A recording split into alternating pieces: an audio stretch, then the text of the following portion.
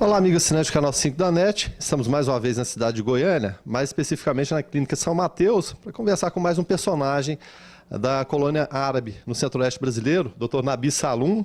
Primeiro, queria falar que é um prazer conversar com o senhor. Muito obrigado por ceder seu tempo e contar um pouquinho da história da origem da família, Dr. Nabi. Eu sou Nabi Salum, nasci em Três Corações, Minas Gerais.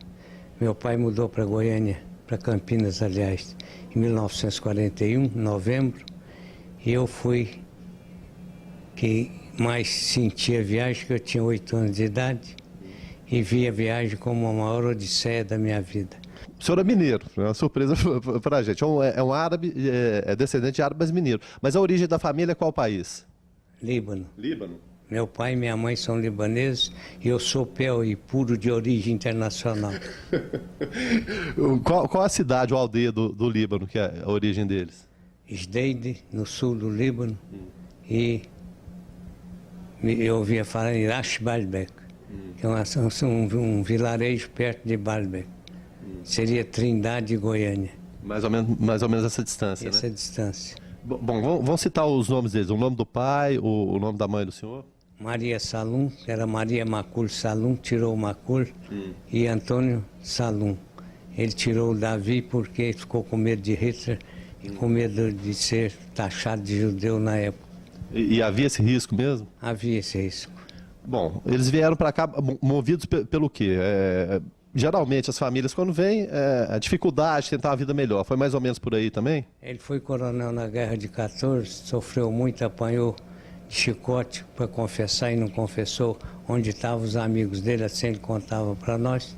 Mas qual exército que ele defendia na época? O exército libanês, não existia Líbano ainda, o exército árabe da época, o exército com França e o mundo árabe contra a Alemanha e Turquia. Os turcos enterravam os árabes vivos até, na época, minha mãe contava isso. Então eles vieram para cá logo depois da guerra. Logo depois de 1918, então? Em 1919, meu pai veio para cá. Ele estava com 20 e poucos anos. Ele nasceu em 1899, minha mãe em 1902. Minha mãe era prima dele. Certo, mas eles tinham alguma referência aqui ou vieram na aventura pura e simples mesmo? América. Ele falava sempre, eu vim para a América, eu descobri a América. Não tinha parente nenhum. Então foi na cara e na coragem mesmo? Na cara e na coragem. Depois ele trouxe os irmãos dele. Mas ele veio sozinho na cara e na coragem e serviu muito em Oliveira Forte com o irmão dele, Salim, lá no sul de Minas. Mas ele desembarcou no porto do Rio de Janeiro ou em Santos? Rio de Janeiro, e veio para Três Corações, já previsto para ele no tempo que ele fez a coisa como devia fazer. E ele foi um cidadão que falava a língua francesa, porque ele foi igual quase padre no Líbano, e depois morre espírita aqui em Goiânia. Mudou de religião aqui em Goiânia. Bom, qual a atividade que ele exerceu primeiro? Ele chegou a mascatear ou não? Lógico, ele chegou aqui com a mala na mão, mascateou de fazenda em fazenda, pois o mascate era o jornalista dos fazendeiros e das donas de fazenda também da época. Trazer as boas e as más notícias.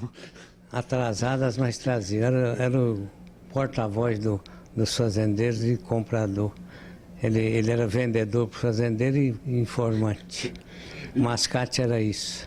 E é bom, o interessante é que os mascates, eles abriam a linha de crédito, uma coisa que não existia, né? Anotava na caderneta, trazia e recebia, né? Era a linha de crédito. Vendia de agulha a rei de cavalo. Ele era um desses vendedores até que ele fez a loja dele. A primeira loja foi onde? Qual cidade? Três Corações, Três Corações. no Largo da Matriz, onde eu fui batizado. A igreja está lá até hoje.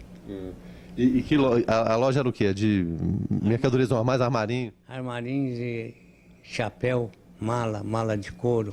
Que ele veio de Três Corações, ele ia para Rio Grande do Sul, Novo Hamburgo, lá e comprava tudo que era couro. Até chapéu de couro ele comprava lá. E na época o chapéu tinha muita saída, Muita né? saída. Está voltando, né? Tá voltando, né? Está voltando. Bom, e vamos falar um pouquinho dos irmãos. A família tem, é claro, seu pai, sua mãe e os irmãos, os nomes deles. Nós éramos 6. Pode citar os nomes? Um faleceu logo que nasceu, não teve nome. E teve nome, mas eu não me lembro. Certo. O outro é o Oyagi Salum, o mais velho, falecido. Julieta Salum. E Elza Salum, e José Salum e Nabi Salum. Só sobrou Nabi Salum, o resto Deus chamou todos. E como era o dia a dia da família? Porque hoje as famílias é o quê? Um filho, dois, quando muito. Naquela época, 5, 6 filhos, 7 filhos. Como que era para cuidar de tanta gente numa casa? Era interessante.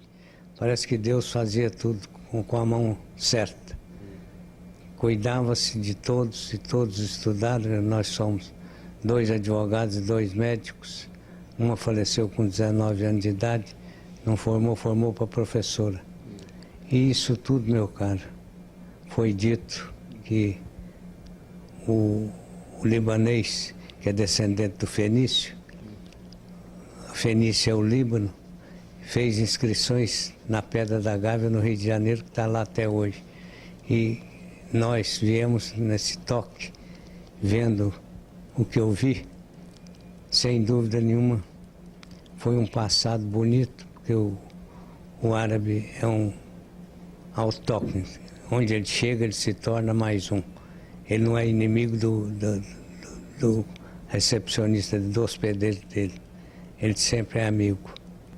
Essa integração, então, no caso de vocês, mesmo sendo uma família de fora, foi fácil com a comunidade? Seu pai foi bem aceito, sua mãe também da mesma forma? A integração foi tranquila? Minha mãe não sabia ler nem escrever e conseguiu formar 2 médicos e 2 advogados. E isso é que a gente acha impressionante, né? Esse poder da mãe realmente é uma coisa digna de registro, né? E, sem dúvida, quem imprime o caráter do ser humano é a mãe. Até os 7 anos. Depois o pai herói é que vem como o herói da história para o filho. Mas esses anos iniciais... Os anos iniciais, desde a do útero até a idade adulta, que é a idade de 13, 14 anos, adolescente, é a mãe que imprime o caráter até os 7 anos. Dos 7 anos aos 13, 14, o pai herói aparece, mas quem aparece também é a mãe, porque a mãe é que é administradora da casa, é o ministro da fazenda do pai. Então, eu vejo a mãe árabe como um exemplo a seguir. Tanto é que você vê, o melhor médico que nós tivemos foi árabe. O nome dele não me vem à cabeça agora, mas foi o maior clínico, foi mais médico do que Hipócrates. Então se eu lembrar o nome dele, eu falo. Não tem problema não. E como era o dia a dia da criação dos filhos? Como a gente falou, uma casa com muitas crianças. Sua mãe tinha preocupação de preservar a cultura árabe com vocês, conversava em árabe, ela aprendeu português direitinho, como que foi? Minha mãe queria aprender o português e detestava ser chamada de turca e turquinho os filhos dela. Então ela que ela só conversava em árabe com meu irmão mais velho, que nasceu no Líbano, que é o Oyagi, mas foi registrado em Três Corações também. E minha mãe, era uma característica dela, ela queria aprender o português para não ser chamada de turca. Eles não gostavam dos turcos, porque o turco era guerreiro contra o otomano, guerreiro contra eles. E o último você saiu de lá por causa da perseguição dos turcos, né? Sem dúvida nenhuma. A primeira saída foi essa, a segunda foi aventura e queria conhecer a América. E é interessante quando a gente fala América, muitas vezes não tinha nem a noção. Podia ser Porto de Nova York, podia ser Buenos Aires, Rio de Janeiro, Santos. Era uma aventura quase completa mesmo. É verdade. Mas meu pai, como estudado e foi coronel de guerra na Guerra de 14, então ele já tinha essa noção, ele já tinha noção geográfica o que ele queria. Então, de fato, ele apontou, escolheu o Brasil como país que ele queria. Ele adorava esse país, sem dúvida nenhuma. Eu digo, é um patrício que foi feito lá, gerado no Líbano e enterrado no Centro-Oeste, nesse vento vermelho da terra-mãe. E ele chegou a voltar para o Líbano ou não? Não teve essa oportunidade? Não teve essa oportunidade. Ele só ficou aqui, aqui ele fez tudo. Fez até abaixo-assinado para a guerra de 39, em prol do ministro da Aeronáutica da época, que eu me esqueci o nome, mas ele tinha uma carta, eu estava com essa carta, não sei onde eu pus essa carta, mas Ela existe. Ela existe. Do ministro da Guerra, do ministro da Aeronáutica de 39, eu não lembro qual era mais, mas ele mandou uma carta agradecendo meu pai pelo dinheiro que ele recolheu para fundos de guerra. Certo. Na época, governo de Getúlio Vargas, claro. E, claro, contra a Alemanha outra vez. Era o eixo, né? Alemanha, Itália e Japão. Japão entrou depois, né? Quinta coluna. Isso. E a questão de racionamento de comida, muito embora a guerra não tenha chegado, aqui chegou de outras formas, submarinos alemães, afundando navios brasileiros, mas havia um racionamento, alguma coisa assim ou não? Nós éramos poucos, não faltava alimento não. O Brasil sempre foi um país celeiro da humanidade, continua sendo. E o Brasil é um Brasil brasileiro, de todos que aportaram aqui e ajudaram a fazer esse país, sobretudo os árabes. Bom, seu pai veio e nunca mais voltou. Ele tinha sentimento já ele se sentia mais brasileiro do que libanês? Ele se fez nascer em Três Corações, porque ele era amigo do juiz. Ele se fez nascer, então ele era brasileiro. Minha mãe voltou lá. Ah, sua mãe voltou? Em 1974. Foi sozinha ou algum de vocês foi acompanhando? Sozinha. Como sempre, ela sabia ler nada. Mas como que consegue isso? Explique pra gente, porque hoje a gente não fala, falar só o idioma pátrio já não serve mais, você tem que saber uma língua estrangeira. Ela não sabia praticamente nada, como o senhor falou, não tinha um estudo. Como que ela conseguia lidar com essa situação? Ela falava duas línguas, né? Português e árabe. O português já estava afiado então na época? Estava afiado. Quando ela foi, já falava corrente. Encontrou parentes lá ou não? Encontrou as irmãs dela. E uma ela disse que tremia quando ela chegou. Mas tremia o tempo todo. Então eu deduzo que o meu Parkinson veio dessa minha tia avó. É a herança dela. Então, o nome dela, o senhor lembra? Da minha tia? mãe? Não, Da da tia tia. não, da tia não, porque no Líbano eu nunca fui. O senhor não tem vontade, não? Tenho muita vontade, já fui perto. O senhor teve onde? Na perto? Paris, já tive por Europa toda. pela Europa, por ali. Mas por que não deu um pulinho no Líbano? Preguiça, medo do avião no dia. Mas eu vou lá ainda. Se Deus quiser, é bom demais. Bom, muitas vezes os imigrantes que vêm de fora, não foi o caso do seu pai, muitos deles vêm sem estudo e não têm a condição de estudar, mas fazem questão que os filhos estudem. O seu pai foi do mesmo jeito? Meu pai falava francês, falava português e arrastava o alemão na época, por causa da guerra, de 14 a 19. Mas ele era, vamos dizer assim, sempre queria, porque queria que o meu filho fosse médico. Ele fazia questão, então? Fazia questão que um filho dele fosse médico.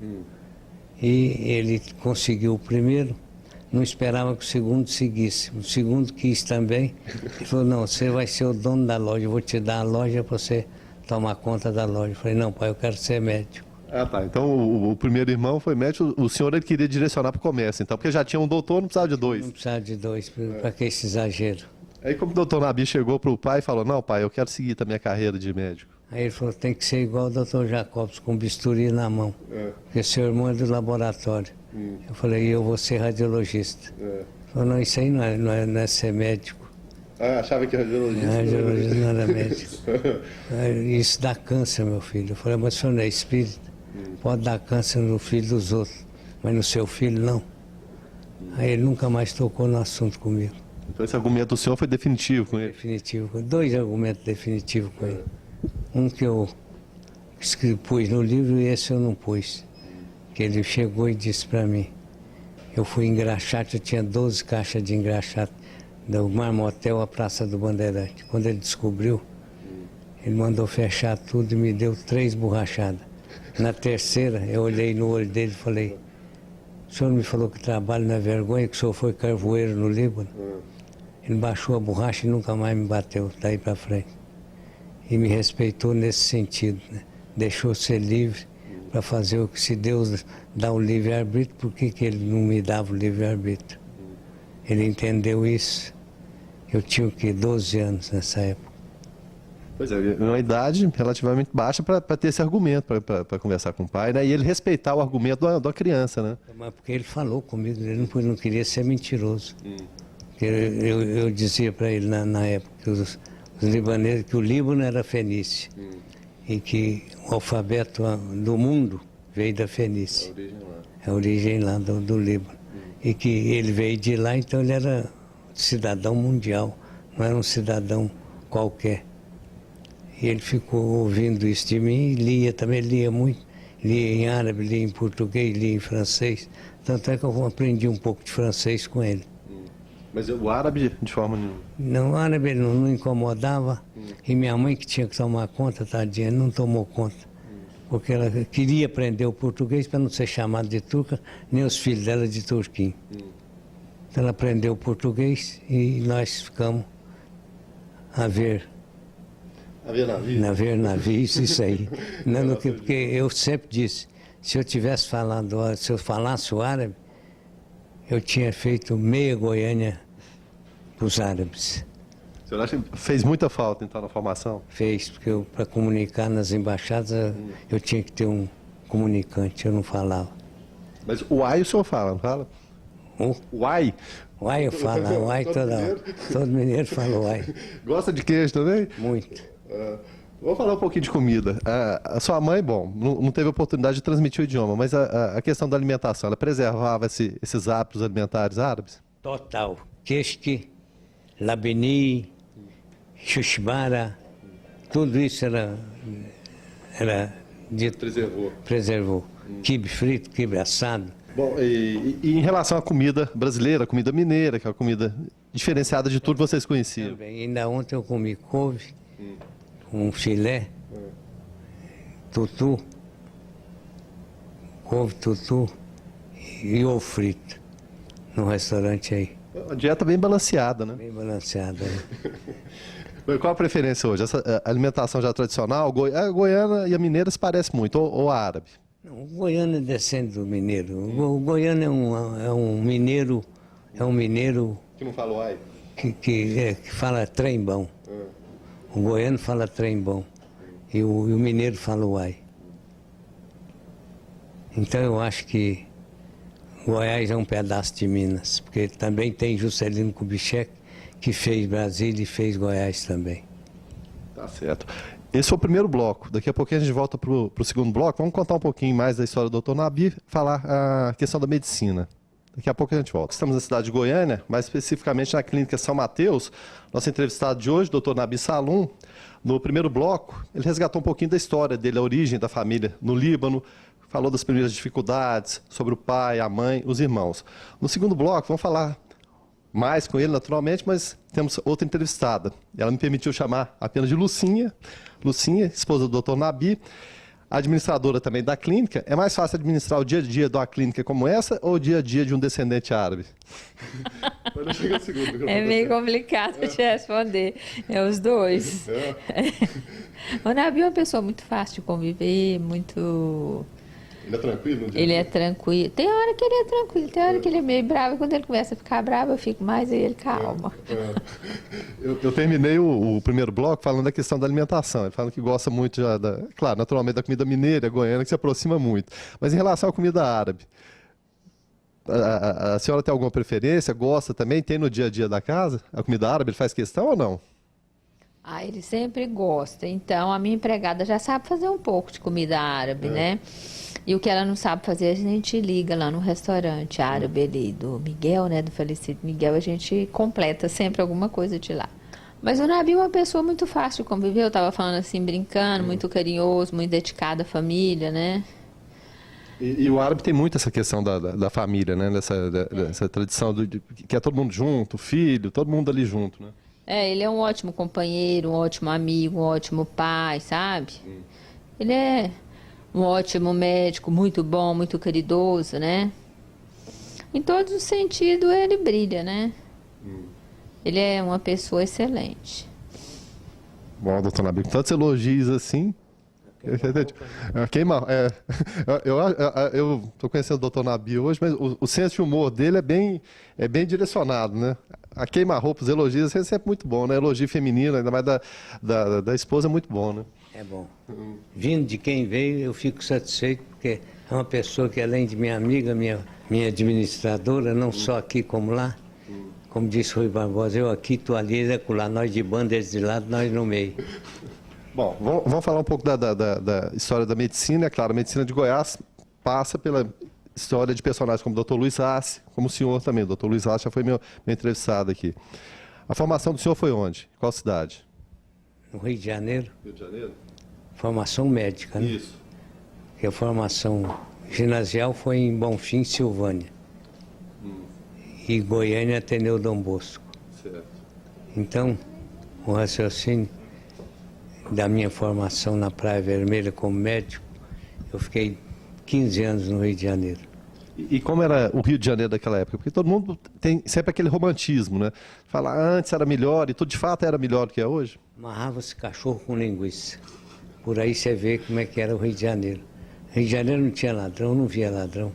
Nunca ouvi falar. Eu saía do Hotel Glória num baile, por exemplo, 3 horas, 4 horas da manhã a pé, E caminhava tranquilamente na rua. até a Marquês de Olinda, onde eu morava, junto ao Hospital Doutor Eires. O senhor morava na República lá? Não, morava num apartamento Ah, tá. com a minha mãe, que mudou para lá um tempo, e meu irmão, que já estudava lá, Ah, tá. Então ela foi para dar essa retaguarda para vocês. para nós. Certo. Era perto da Casa de Saúde Doutor Eires, onde o professor Paulo Niemeyer, o velho, né, foi meu professor, e eu trabalhei com ele um tempo também.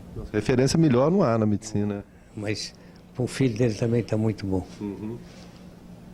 Bom, bom, o senhor falou que foram 15 anos.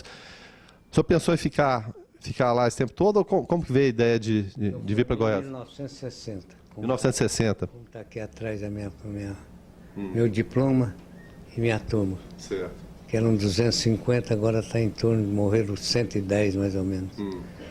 Então, nessa turma, nós reunimos até os 50 anos, nós reunimos de 5 em 5 anos. Tinha essa reunião, então? Essa reunião no Rio de Janeiro ou em São Paulo, aqui na Pousada teve uma. Certo.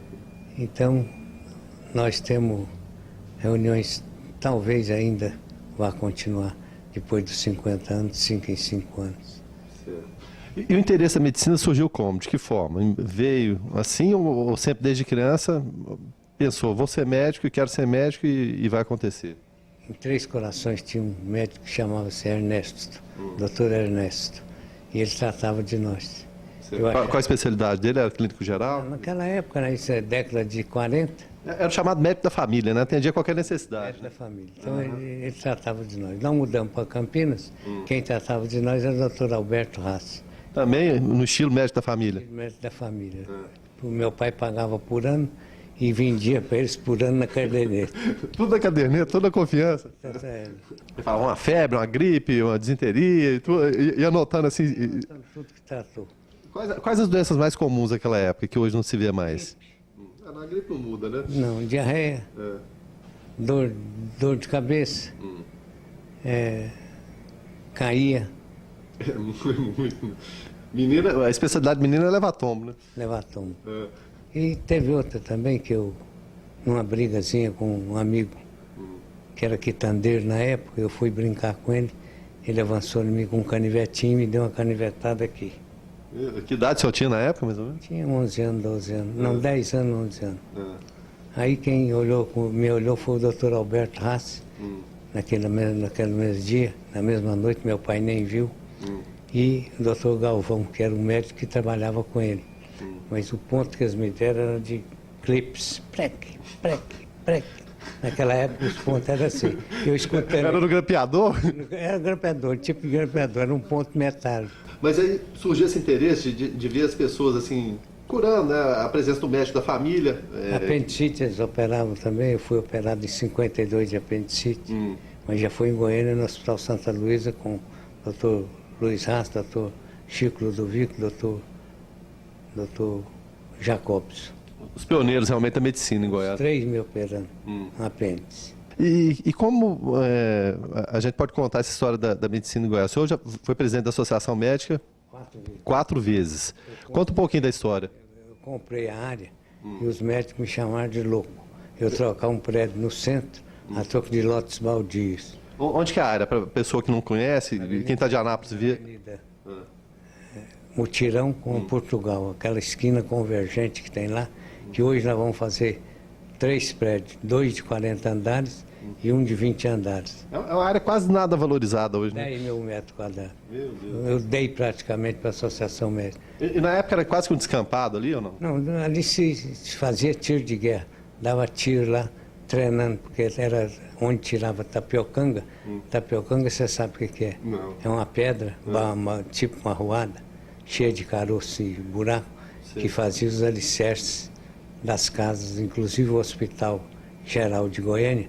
O núcleo dele, que Pedro do Vico fez, o alicerce é todo tapiocanga. Todo alicerçado nisso. Da tapiocanga, que não racha nunca. É bom, então era uma área completamente erma mesmo, né? Você podia dar até tiro lá sem problema, né? Não, tiro de guerra eu fiz lá. E também onde é a Sudeco hoje, ou teve a Sudeco ali na Portugal, ali também era uma área de tiro. Nós treinávamos tiro com fuzil, soldado de meia tigela. Dava tiro lá, tantos tiros e tal, para treinar. Para treinar, para ser reservista. Bom, e contando até um pouco dessa história da Associação Médica, como que surgiu a ideia, então? O senhor foi taxado de louco, trocando uma área no centro para uma área num lugar completamente descampado, longe.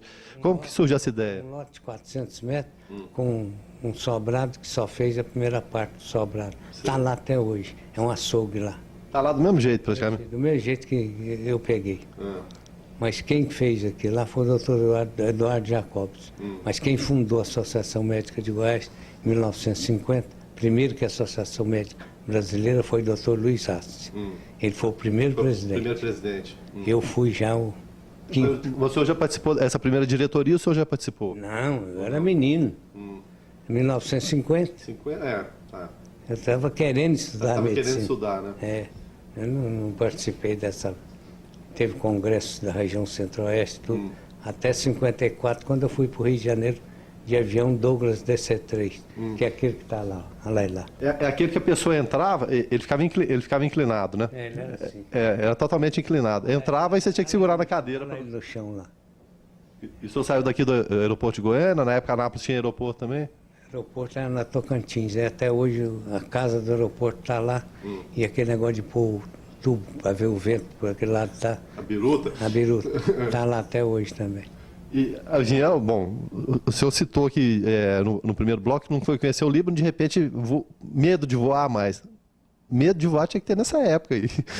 Esse avião nunca caiu, derrubaram ele, mas ele não caiu. Caiu por conta própria? O Canadá tem esse avião até hoje.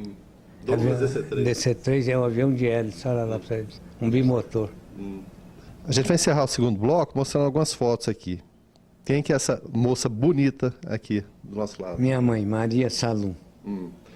Essas crianças aqui também.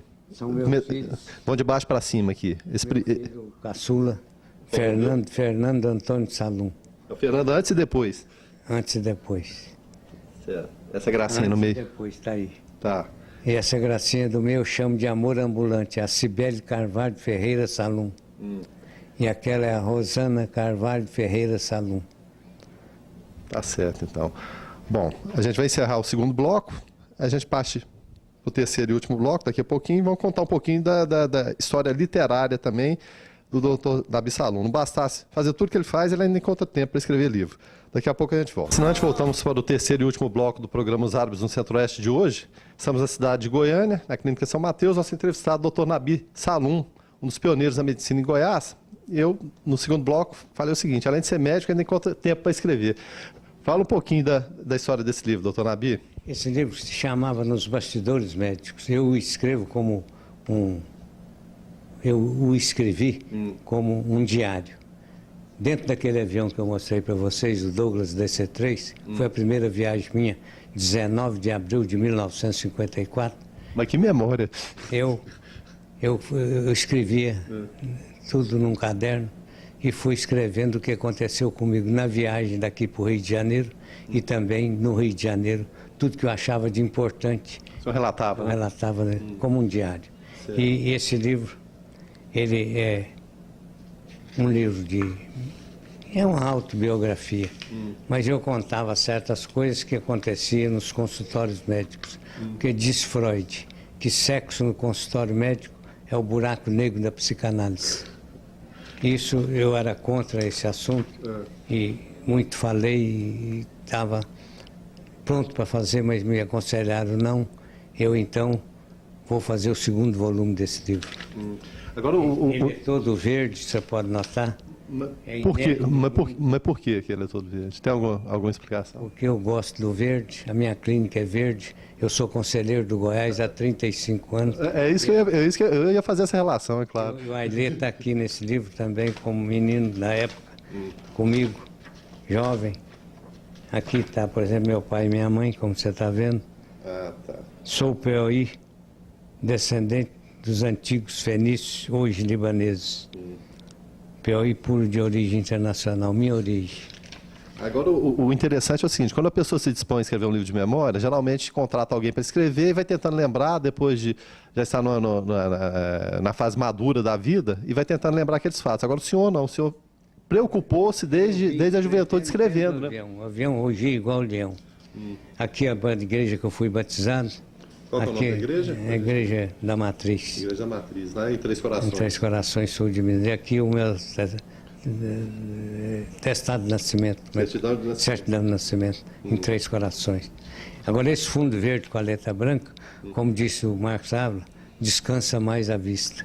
Eu tenho até uma história, eu fui resgatar uma história do Ailê Pinheiro, sabe onde? Lá em Brasília, através do filho do seu Gibran El-Raj. O Ailê Pinheiro foi funcionário do seu Gibran, lá em Brasília, numa concessionária. Ele disse que era um funcionário muito eficiente, era menino na época. Aqui também em Goiás? Ele foi o dono da loja Isso, da exatamente. Avenida Goiás, ele que era o dono. Exatamente, mas eu falo assim, ele na fase de 17 para 18 anos, menino, foi funcionário do seu Gibran El-Raj. Foi, e aqui também. Coisa Aqui boa. sou eu com 12 anos. 12 anos. Isso aqui, quando eu era menino, eu já usava suspensório. Pois é, remete assim, o passado é um passado elegante, né? E o senhor manteve essa tradição, então? Mantive. Sobretudo aqui, Silvânia Bonfim, onde eu estudei. Ronaldo Jaime, lá de Anápolis. Ex-deputado, meu amigo particular. Isso, Ronaldo Jaime. Puxa Aqui vida. é nós em Bonfim, eu puxando o batalhão, num 7 de setembro. Aqui é o Opídio, lá de Inhumas, e eu aqui. Certo. E sempre tinha muito esse respeito pelas datas nacionais, né? O 7 de setembro, o 15 de novembro, era sempre muito respeitado, né? Muito. Era o Bonfim, que chamava na época. Esse colégio está lá até hoje.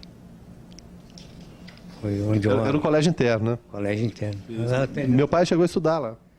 Essa foi a primeira poesia que eu fiz. Diz os entendidos, eu tinha o quê? 14 anos. Eu formei em Bonfim com Ramon Ramos e João Ramos. E eu. Muita saudade dessa época, doutor Nabi? Muito. Mas era um sistema muito rigoroso? Ou como as pessoas... porque hoje tudo é considerado... Tudo hoje é considerado bullying. Hoje os alunos que batem nos professores, né? Inverteu tudo, virou safadeza. Qual a opinião do senhor a respeito desse tipo de criação que está se impondo hoje no mundo Dá moderno? porrada na cara. A bunda foi feita para dar uma palmadinha. Isso não tem problema, até o Papa Pio XII acho que falou nisso. É preciso umas palmadas no bumbum para que o menino respeite. E passe a respeitar os estranhos da vida também. Mesmo porque se não aprender em casa, a rua ensina, né? A rua ensina tudo. Aqui eu tenho o sonho de ser médico. Tá aqui. Olha ele aí. Olha, Ailê Pinheiro aí. Tá no DC-3 também ou já era um avião mais moderninho? Esse é 3. DC-3 transportou gente importante, hein? Foi. Era eu e ele. Eu que filmei ele, tirei o retrato dele. Eu era aqui a minha faculdade de medicina que os militares arrancaram até o alicerce dela. Não, é isso que eu estava falando, um prédio tão bonito, né? Uma construção tão... 2 anos ele teria hoje. Aqui é o Pão de Açúcar, Praia Vermelha. Pois é. Isso é uma revista que eu escrevi um trabalho nela, dentro da penitenciária Frei Caneca. Eu trabalhei lá. O senhor chegou a atender o dia a dia dos presos, as necessidades deles também? O Anjo Negro, o chofer que matou o capitão Vaz, Major Vaz, na Toneleiros. Eu atendi esse pessoal todo lá. Foi no atentado que envolveu também o Carlos Lacerda, é isso? Tomou um tiro no pé. Esse aqui foi um trabalho que eu apresentei na medicina de Ribeirão Preto e ganhei primeiro lugar. Lá eles me convidaram para trabalhar em Ribeirão Preto. Eu fiquei 15 dias em Ribeirão Preto, mas não gostei. Voltei para o Rio de Janeiro. Mas nem o chope prendeu o senhor lá? Pinguim, né? Aqui é a minha turma de estudante de medicina. Esse era um boliviano. Esse era outro estrangeiro que eu não lembro. Aqui está o Ailê, eu e o Dalmo. O que eu acho interessante é esse fundo verde. Aqui é o meu, quando eu fiz o retrato para formatura. Aqui é esse diploma que está aí. É. E assim vai. Aqui os 50 anos de formado. Foi no Rio de Janeiro. Vamos falar um pouquinho desse outro livro aqui, Noites Brancas e Outros Textos, pelos jornais. Isso foi o que eu escrevi, que foi considerado bom ao longo da minha vida goiana como médico. E alguma coisa de antes de médico. São Noites Brancas e Outros Textos.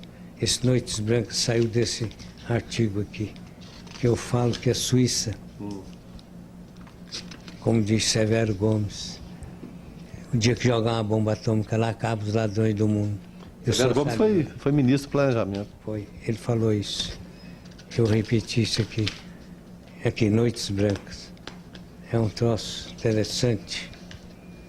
Artigozinho pequeno.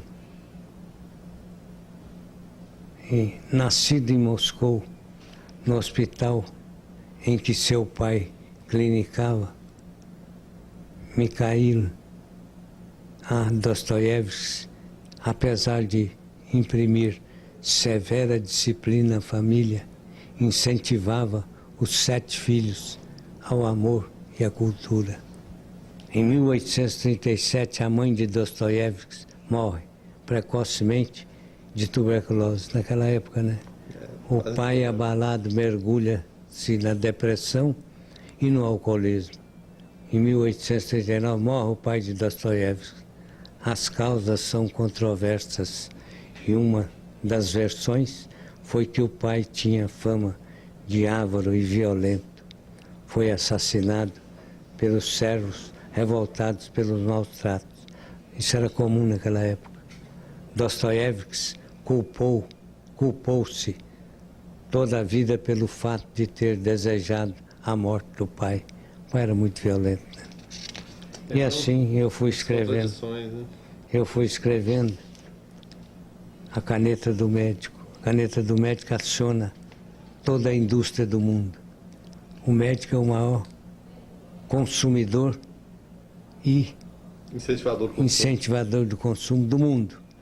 Essa caneta dele faz tudo. Faz atestados indevidos até. E faz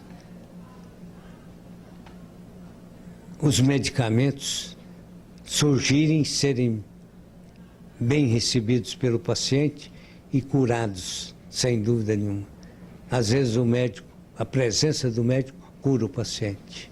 Tem muito psicológico, o médico tem muito psicólogo também? Sem dúvida. O entorno dele, vamos chamar de perispírito, ou melhor, aura. A aura que envolve... A aura que envolve o médico dá segurança ao paciente.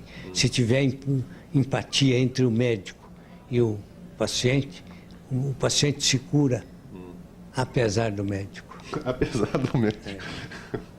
Esse é o razão. Tem uma história em Tel Aviv que os médicos entraram em greve. Toda vez que o médico entrava em greve, a mortalidade era reduzida. Então, o médico, ele gera doença também. Ele tem um aspecto que, sem dúvida nenhuma, ele é respeitado pelo medo que ele causa. Porque o cidadão, ao procurar o médico, quem ele é? Ele já fica numa situação de inferioridade. Ele senta ali e o médico senta aqui. Então ele fica numa situação totalmente à mercê, né? Precária, ele se entrega. É a definição de médico. É a confiança que se entrega à consciência. E tem muita, até nessa questão da consciência, tem muita doença que o senhor identifica como doença da alma, mais do que do corpo? Sem dúvida, sem dúvida. E tem doença que você sabia o diagnóstico dela pelo cheiro. Mesmo? É. Maria Tifosa, por exemplo, né? Tinha o cheiro de tifo, mas não tinha doença. Era só transmitia. Chamava de Maria Tifosa. Certo. Então, o raciocínio que eu dou hoje é que o médico é uma segurança. Ele é uma segurança para o paciente. Ele tem que ser médico. Não pode ser meio médico, como nós estamos fabricando hoje, médico nas coxas. Isso está errado. Nós temos que fabricar médico como nós somos fabricados. Tá bom que na minha época mexia só no pulmão e do abdômen para baixo. Coração nem falar, era intocável. Depois do Barnard lá na África do Sul, nós estamos fazendo outro coração. Dr. Christian Barnard. Christian Barnard, esse aí. Então o raciocínio, meu caro, é que nós estamos caminhando para sermos o que nós somos. Nós somos pequenos deuses. Nós não morremos, encantamos. Então o problema é que o médico vai chegar ao ponto que ele vai dirigir um robô que vai fazer tudo e ele mentalmente com o cérebro vai crescer a cabeça e diminuir o corpo. O cérebro não precisa desse corpão para carregá-lo. Ele que tem que comandar o corpo. O corpo vai ser pequeno, nós já projetamos nos marcianos, né? Pequeninhos, olho puxado, cabeçudo e inteligente. E comunica-se por telepatia. Nós não vamos gastar fala nem cansaço como nós estamos aqui. Tudo pela telepatia. Aqui não é cansaço, aqui é aprendizado de vida, né? Acho que o amigo assinante, eu também, a gente está aprendendo muita coisa, muita sabedoria que o senhor transmite para a gente. Muito obrigado. Tá? Bom, para a gente encerrar, a gente tem alguns manchetes de jornais. Um nosso entrevistado aqui, o Dr. Luiz Rassi, outra figura adorável também, médico, a gente entrevistou alguns programas atrás, muito amigo do senhor também, primeiro presidente da Associação Médica de Goiás. Manda uma mensagem para essa figura aqui. Meu irmão e meu amigo, gosto muito dele.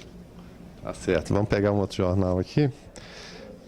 Aqui o ex-prefeito, Neumann Bernays.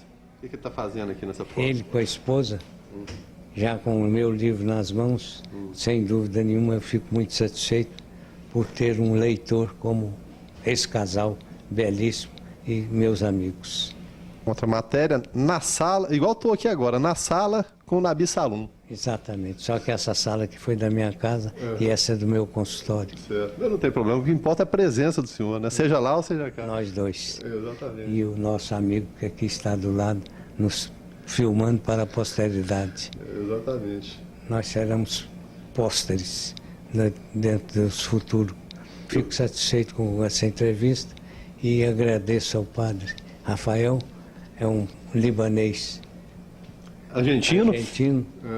Que nós fizemos uma amizade logo de premissa, apresentado pelo professor Luiz Rassi, e que eu participo da igreja ortodoxa como participo da católica, porque meus pais eram maronitas. São igrejas católicas, uma romana e outra ortodoxa. Né? Exato. E meus pais eram maronitas, obedientes ao Papa, a igreja católica.